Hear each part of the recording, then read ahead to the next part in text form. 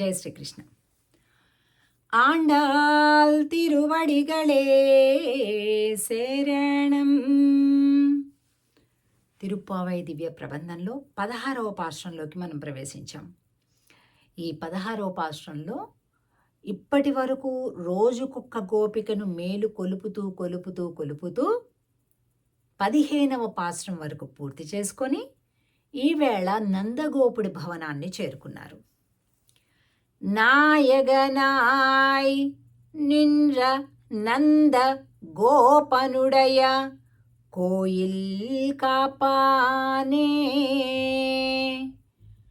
கொடித்தோன்றும் தோரணவாசல் காப்பானே, மணிக்கதவம் தாழ்த்திரவாய்,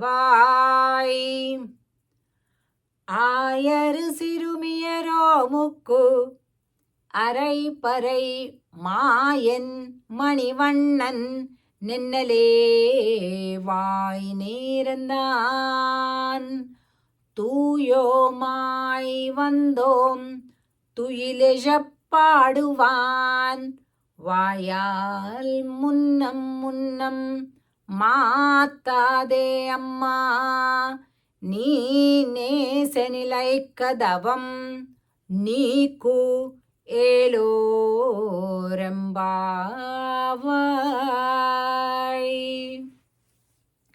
నాయఘనాయ్ నింద్ర నంద గోపనుడయ కోయిల్ కాపానే. నాయకుడైనటువంటి వాడెవరు? అఖిలాండ కోటి బ్రహ్మాండ నాయకుడు స్వామి. ఆ స్వామిని కాపాడేవాడెవరు?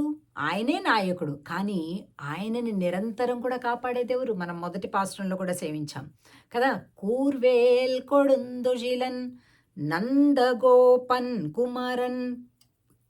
క్రూరమైన వేలాయుధాన్ని పట్టుకొని నిరంతరం కూడా శ్రీకృష్ణుని యొక్క రక్షణలోనే ఉంటాడట నందుడు.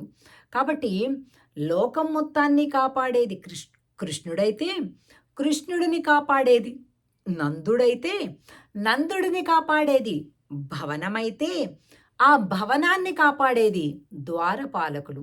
ఆ ఇంటి ముందు ఉండేటటువంటి ద్వారపాలకులతోటి సంభాషణ చేస్తున్నారన్నమాట ఈ గోష్ఠి వారందరూ కూడా.